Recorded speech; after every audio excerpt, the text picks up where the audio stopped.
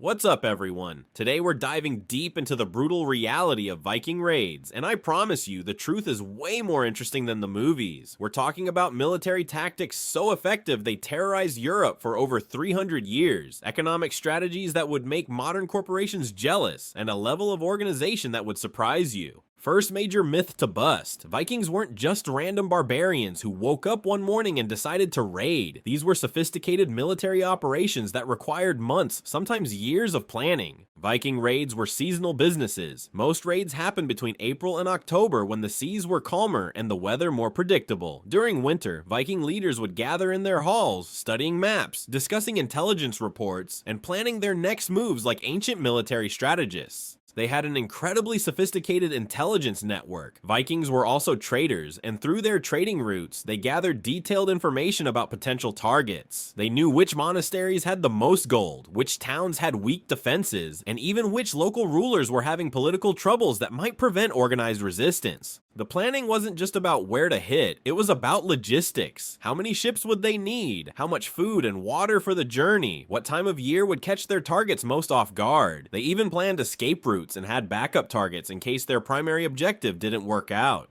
This wasn't random violence. This was calculated warfare with clear objectives and sophisticated planning. Now let's talk about their secret weapon, the longship. Forget everything you've seen in movies about massive Viking vessels. Real longships were engineering marvels designed for one purpose: speed and stealth. A typical Viking longship was only about 70 feet long and incredibly shallow, with a draft of just 3 feet. This meant they could sail up rivers where larger ships couldn't go, allowing them to strike deep inland where nobody expected them. They could literally beach their ships on any coastline and be ready for battle in minutes. The ships were symmetrical. They could reverse direction without turning around. When Vikings needed to make a quick escape, they didn't waste time turning the ship around. The steering oar could be moved to either end, and they could row backward just as effectively as forward. Each ship carried between 20 to 60 warriors, depending on its size. But here's what movies get wrong. Vikings didn't travel in single ships. They moved in fleets. Archaeological evidence suggests raid fleets often consisted of 5 to 10 ships, meaning a single raid could involve 200 to 600 warriors. The ships themselves were weapons of psychological warfare. The dragon heads carved on the prows weren't just decoration. They were designed to terrify enemies and, according to Viking belief, ward off sea monsters during the voyage. Here's where Hollywood gets it most wrong. Vikings didn't charge screaming into battle like berserkers every time. Most successful Viking raids were swift, surgical strikes designed to avoid pitched battles entirely. The ideal Viking raid went like this: arrive unexpectedly, overwhelm any resistance through speed and surprise, grab valuables, and escape before organized opposition could arrive. They specifically targeted locations that were wealthy but poorly defended. Monasteries were perfect because they contained treasure but were inhabited by monks, not soldiers. Vikings used what we'd now call combined arms tactics. While one group secured the ships and maintained escape routes, others would surround the target, cutting off escape routes for defenders.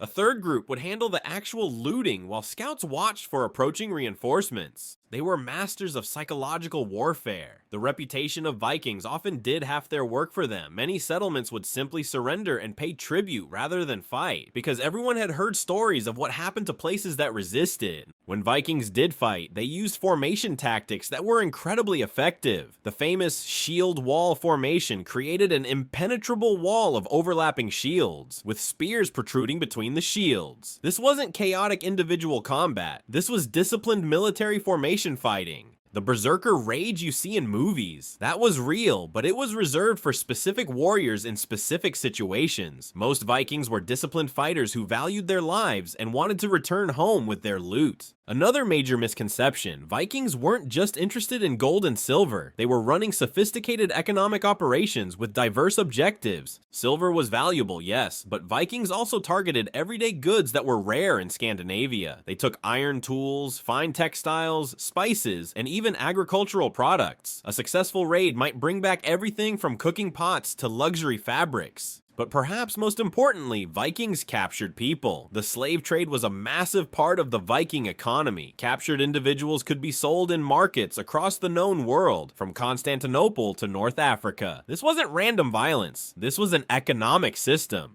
Vikings also demanded tribute payments, essentially running protection rackets on a national scale. The famous Danegeld paid by English kingdoms wasn't a one-time payment. It was regular tribute to prevent raids. Some Viking leaders made more money from tribute than from actual raiding. They weren't destroyers of civilization, they were business-minded warriors who understood that living victims and intact infrastructure were often more valuable than dead enemies and burned buildings. What happened after a successful raid is something movies never show you, the incredibly complex logistics of getting home with the loot. Vikings had to manage supplies for potentially weeks-long return journeys while carrying heavy treasure and managing captives. They established supply caches along their routes and had networks of friendly contacts who could provide food and shelter in exchange for a share of the profits. The distribution of loot followed strict social hierarchies. The raid leader got the largest share, ship captains got significant portions, and ordinary warriors received shares based on their contribution and social status. This wasn't random pillaging, this was organized profit sharing. Vikings also engaged in what we'd now call money laundering. Stolen silver was often melted down and recast into new forms, making it impossible to trace back to its original source. They had sophisticated systems for converting stolen goods into legitimate wealth. Many successful raiders used their profits to fund even larger expeditions, creating a cycle of increasingly ambitious raids. Some Viking leaders accumulated enough wealth to fund private armies and establish kingdoms in conquered territories. Here's the most important thing to understand. Viking raids weren't random acts of barbarism. They were responses to specific economic and political pressures in Scandinavia. Population growth, limited agricultural land, and political instability at home created conditions where raiding became an attractive economic alternative. Viking raids were also interconnected with legitimate trade. The same Vikings who raided English monasteries might also be trading peacefully with Irish merchants the following month. They were pragmatic. Violence was a tool to be used when profitable, not a way of life. The success of Viking raids ultimately changed European history. The threat of Viking attacks forced European kingdoms to develop better defenses, more professional armies, and more centralized governments. In many ways, the Viking Age helped create the medieval political systems that followed. So there you have it. Viking raids were sophisticated military and economic operations run by intelligent, organized warriors who understood strategy, logistics, and economics far better than Hollywood gives them credit for. The next time you see a movie with screaming Vikings in horned helmets charging randomly into battle, remember the real story: calculated warriors running efficient businesses through superior planning, technology, and tactics. What aspect of real Viking warfare surprised you most? Let me know in the comments below, and if you want to learn more about how history really happened versus how movies show it, make sure to subscribe and hit that notification bell.